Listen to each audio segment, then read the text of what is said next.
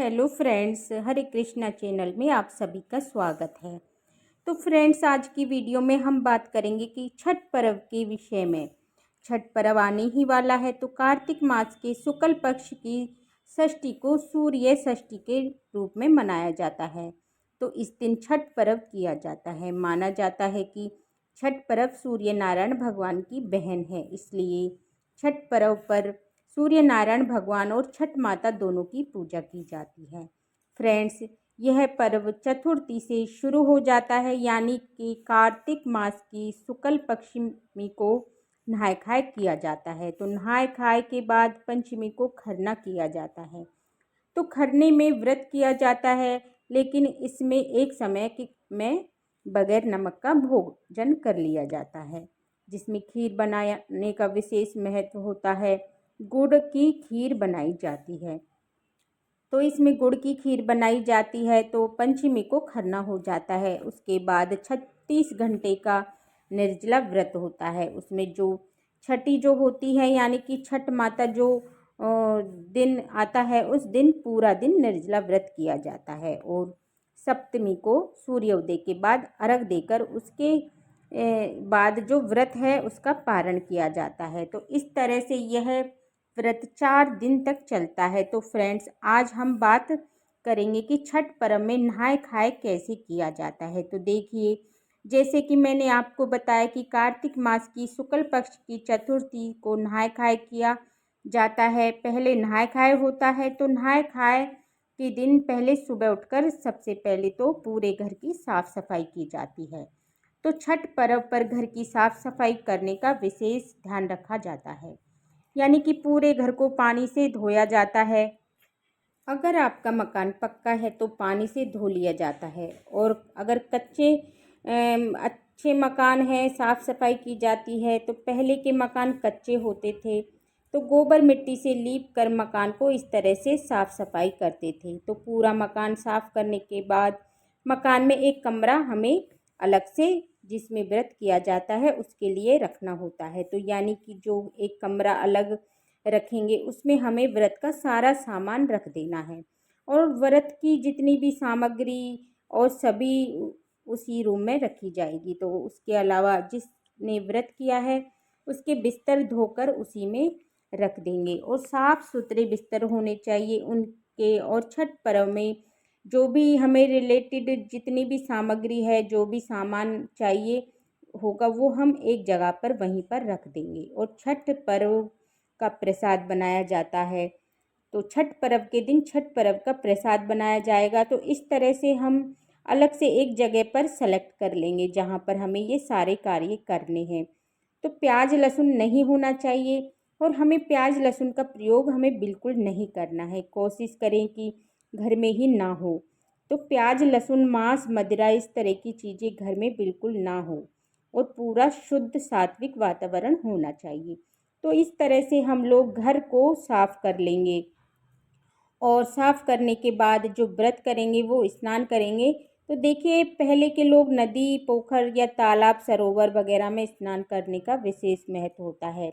तो अगर आपके घर में आसपास कोई भी कुछ भी तालाब वगैरह नहीं है, जलाशय नहीं है, तो आप वहाँ जाकर स्नान नहीं कर पा रहे हैं, पॉसिबल नहीं है, तो घर में ही आप गंगा जल मिलाकर उसमें उस पानी से आप स्नान कर सकते हैं। तो ये भी शुभ रहता है, क्योंकि गंगा स्नान का भी बहुत महत्व रहता है।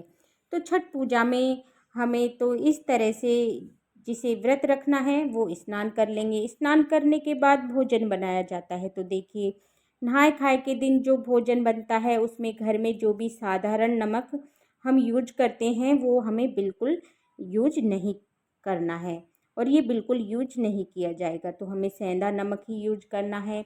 साथ में ही हमें यहाँ पर लाल मिर्च टमाटर इस्तेमाल बिल्कुल नहीं किया जाता है। तो ये कुछ चीज़ें हैं जो इनका इस्तेमाल बिल्कुल नहीं किया जाता है। ये आपको एक बार मैं फिर बता देती हूँ कि साधारण नमक है जो हमें यूज नहीं करते हैं। तो नहाए खाए और खाने के साथ जो लाल मिर्च टमाटर का उपयोग भी बिल्कुल नहीं करते हैं। तो इसके साथ हमें देखिए, अरबा चावल का भात बनाया जाता है। तो चने की दाल बनाई जाती है, और लौकी की सब्ज़ी बनाई जाती है। ये 3 चीज़ें हैं जो ज़रूर बनाई जाती हैं। और इसके अलावा आप जो भी चीज़ें पकवान और अपनी इच्छा से जो बना सकते हैं वो आप बना लें। और अरबा चावल का भात और चने की दाल लौकी की सब्ज़ी ये ज़रूर बनानी है। तो हल्दी हम डाल सकते हैं, सेंधा नमक डाल सकते हैं, हरी मिर्च डाल सकते हैं। जैसा कि मैंने आपको बताया कि लाल मिर्च टमाटर बिल्कुल नहीं डालना है और साधारण नमक की जगह सेंधा नमक हमें डाल लेना है। इस तरह से हम ये सब्ज़ी बना लेनी है। और जब हम चने की दाल बनाएंगे तो वो सिंपल चने की दाल होनी चाहिए। इसमें तो देखिए हमें चने की पेवर दाल ही बनानी है। तो इस तरह से खाना बन जाता है। खाना बनने के बाद जो भी खाना हमने बनाया है, सबसे पहले जो व्रत करता है, जो व्रती होता है यानी कि जिसने व्रत करना है, इस खाने को खाता है। जब वो लोग खाना खा लेते हैं तो उसके बाद घर में जो दूसरे लोग हैं वो खाना खाते हैं। और देखिए जब हम स्नान कर लेते हैं उस दिन नॉर्मल पूजा की जाती है, तो उस दिन खास पूजा नहीं की जाती है। नहाय खाए के दिन जो घर में रेगुलर पूजा होती है वो ही पूजा हमें करनी होती है और की जाती है। तो पूजा करने के बाद खाना बनाया जाता है। और नहाय खाए का खाना सबसे पहले कि जैसा कि मैंने आपको बताया कि व्रती होता है, जिसने व्रत करना होता है वही खाते हैं। तो उसके बाद घर के दूसरे लोग खाना खा लेते हैं। इस तरह से खाना खाया जाता है। और खाना खाने के बाद दोबारा से स्नान किया जाता है और जो कपड़े पहनते हैं उन्हें चेंज किया जाता है। ऐसा माना जाता है कि खाना खाते समय वस्त्र भी झूठे हो जाते हैं, तो हमें दोबारा से अपने कपड़े चेंज कर लेंगे। उसके बाद फिर प्रसाद वगैरह बनाने की तैयारी करनी होती है। यानी कि जो छठ माता की पूजा करने के लिए प्रसाद चाहिए होता है, जैसे ठेकुआ बनता है, चावल के लड्डू बनते हैं और उन सब के लिए हमें तैयारी करनी होती है। तो तैयारी करने के लिए तो क्या होता है कि गाँव की वगैरह में जो सारी औरतें इकट्ठी हो जाती हैं वो गेहूँ वगैरह साफ़ करती हैं, तो चावल साफ़ करती हैं। और जब गेहूँ साफ़ करती हैं तो आटे से प्रसाद बनेगा। उन गेहूँओं को पहले साफ़ किया जाएगा।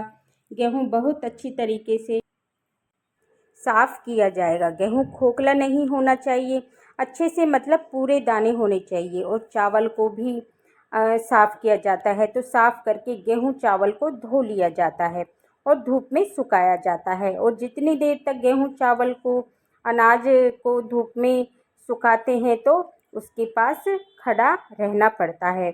तो एक तरह से पहरा देना होता है, क्योंकि कोई चींटी या कोई भी पक्षी उनको झूठा ना करके जाए, यानी कि किसी तरह का कोई भी जीव इनको झूठा ना करके जाए, इस तरह का विशेष ध्यान रखना होता है।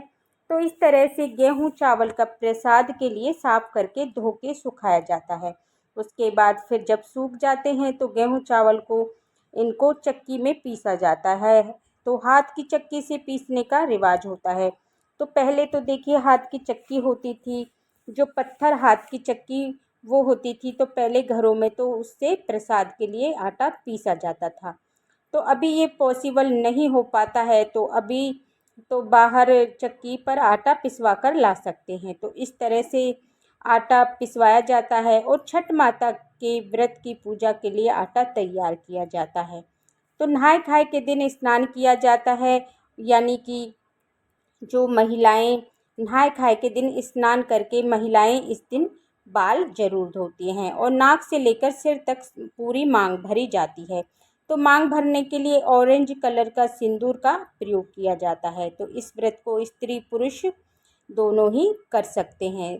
तो यह व्रत अपनी संतान की लंबी उम्र, अच्छे स्वास्थ्य के लिए और उज्जवल भविष्य के लिए किया जाता है। प्राप्ति के लिए और सुख समृद्धि के लिए छठ मैया का व्रत किया जाता है। तो इसके साथ ही छठ व्रत की पूजा के लिए जो जो सामग्री चाहिए होती है, इसकी तैयारी नहाय खाए के दिन ही कर ली जाती है। तो अगर आप पहले से तैयारी करके रखेंगे तो आपको पूजा के समय हड़बड़ी नहीं होगी और बहुत अच्छे से और शांतिपूर्ण तरीके से जो आप अपने व्रत कर पाएंगे। तो तैयारी पहले से ही कर देते हैं। तो इस तरीके से तैयारी कर लेनी होती है। तो गोवर्धन पूजा के बाद ही लोग छठ पूजा की तैयारी शुरू कर देते हैं। तो फ्रेंड्स, ये थी छठ पूजा नहाय खाए की संपूर्ण जानकारी जो मैंने आपके साथ शेयर की है। अगर ये विधि आपको पसंद आई है और अगर आपके लिए यूजफुल है तो मेरी वीडियो को लाइक करना, और अभी तक आपने मेरी हरे कृष्णा चैनल को सब्सक्राइब नहीं किया है तो प्लीज़ सब्सक्राइब कर लेना और मेरे बेल आइकन बटन को भी प्रेस कर देना ताकि आने वाली वीडियो का नोटिफिकेशन आपको मिल जाए। देखने के लिए बहुत बहुत धन्यवाद। राधे राधे।